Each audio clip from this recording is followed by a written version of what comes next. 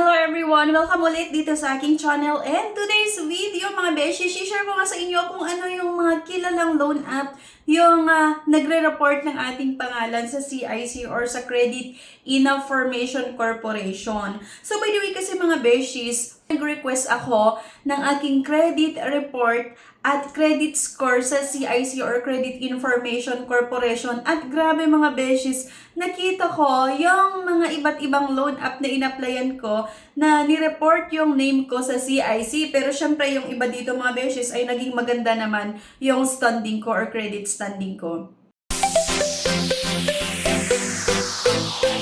So yung nire-report kasi ng iba't ibang mga lenders na accredited entities nga sa CIC ay yung mga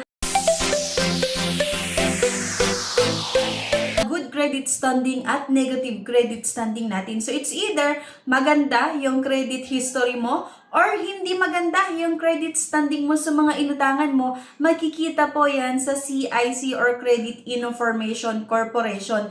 So bakit ba mahalaga yung credit report at credit score natin sa CIC? I mean, dapat nating malaman kasi nga po mga beshies, ito yung nagiging basehan ng iba't ibang mga lenders, maaring lending company yan or yung mga bangko, ay dito makikita kung meron nga tayong negative credit standing, low credit score dito sa CIC, at nagiging basehan nga ito kung i-approve ng iba't ibang mga lenders ang loan application mo sa mga gusto mong utangan or hindi, or bigyan ka ng credit card ng iba't ibang mga bangko. So nagtaka kasi ako mga beshes kasi ang alam ko, halos na makikita ko dito ay yung mga bangko lang kasi syempre may mga account ako sa ibang mga bangko. And yun nga, nagtaka ako kasi yung ibang inutangan ko na loan app na mga ginagawan ko ng aking honest review ay meron din pala or accredited entities din pala sa CIC or Credit Information Corporation. By the way, para mai-request nyo yung credit report at credit score nyo sa CIC, i-download nyo lang yung Lista app. Ayan.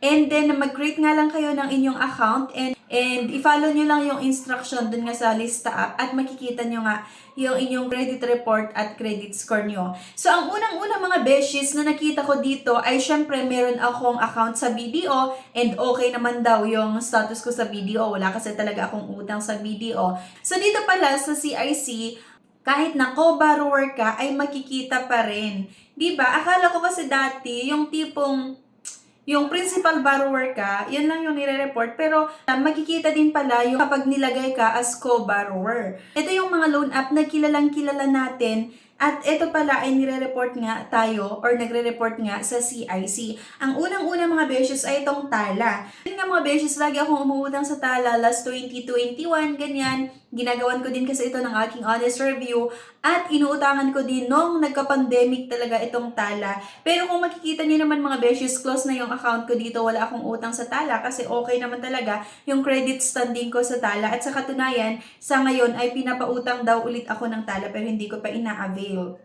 So, last 2021, ay nga mga beshes close account ko. So, syempre, good credit standing yung na-build ko nga dito sa Tala. And next, meron itong Cashalo. So, itong Cashalo mga beshes, diba under siya ng palo? I-report ulit ng Cashalo app ang pangalan ko sa CIC. Pero, dahil nga close account, nagbabayad naman tayo on or before yung due date and wala din naman akong negative records dito sa Cashalo. Kaya good pa rin mga beshes yung na-build natin na credit standing. Next mga beshes, itong one hand or yung We Fund Lending. And ang alam ko din kasi talaga before, hindi ito accredited entities sa CIC pero meron pala.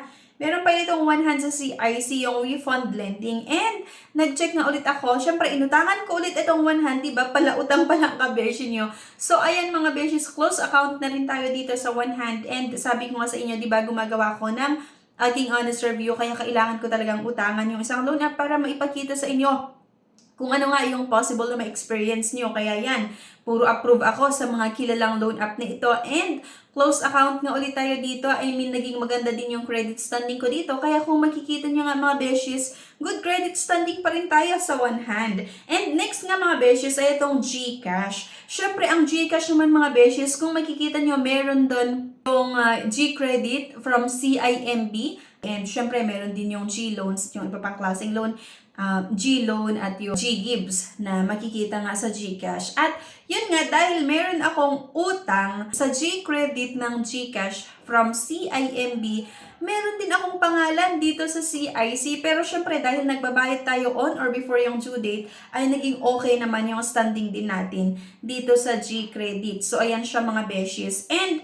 ayun, mag-ingat po tayo kapag umuutang tayo sa mga loan app or sa mga pautangan na ito mga beshies. Kasi nga po, ito talaga yung mga legit na nire-report tayo sa CIC. At kung hindi maganda yung credit standing na natin sa mga pautangan na ito, ay possible na magkaroon tayo ng low credit score at magiging reason para hindi maaprubahan ang ating loan application sa ibang mga lending companies or sa ibang mga bangko, syempre, na nandito nga or accredited entities dito sa CIC. Next mga beshies, yung Shopee. By the way, sinusubukan ko din kasi talaga or madalas kong ginagamit yung Shopee loan, yung S-loan. Kasi diba hassle-free, gagamitin, babayaran mo tapos saka ka lang magbayad via GCash doon sa utang mo nga sa loan, and ginagamit ko siya. Yung Shopee, nireport na naman yung name ko sa CIC, pero okay din naman yung naging credit standing ko nga sa Shopee, yung under nga ng C-Money.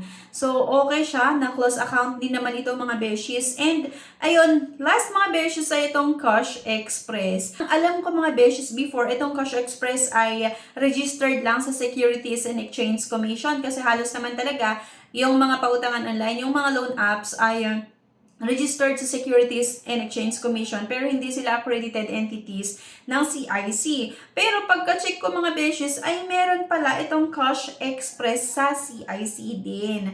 So, para ma-check nyo nga din, iba pa. Syempre maliban sa mga bangko kasi ang bangko talaga legit na legit yan at talagang i-report kayo sa CIC kung meron tayong good or negative credit standing. So, maliban nga sa mga bangko, ito yung ibang mga lending companies na kilalang kilala natin, lagi nating utangan na nagre-report nga ng ating pangalan sa CIC. And yun nga po, ang alam ko talaga ay itong Cash Express ay registered lang sa Securities and Exchange Commission pero yun nga po accredited entities din pala siya ng CIC. So ito nga kasi yung mga nabanggit ko ay yung mga nasubukan ko na utangan na nag-report nga sa akin sa CIC na nakita natin through Lista app.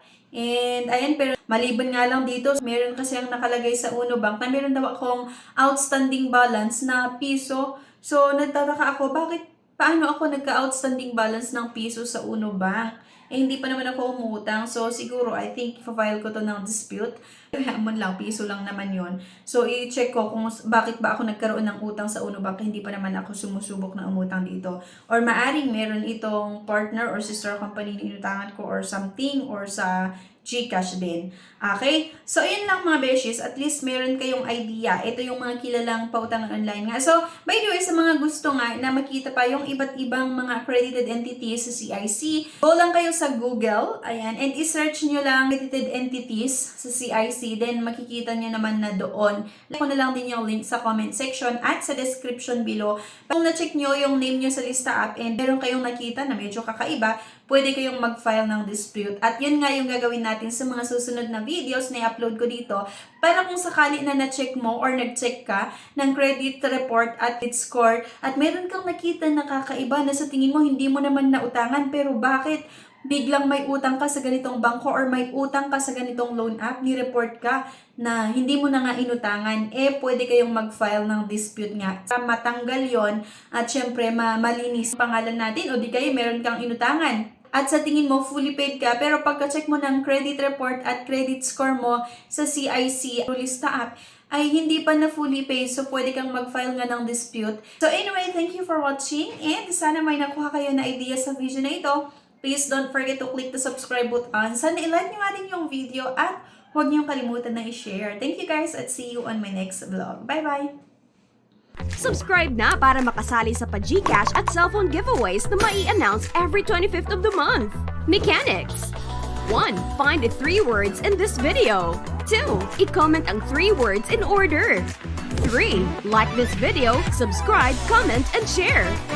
If declined sa bank and other loan apps, pwede niyong subukan yung ibang options. See the links sa description at sa comment section below. Click the link and apply. Disclaimer: try or apply at your own risk.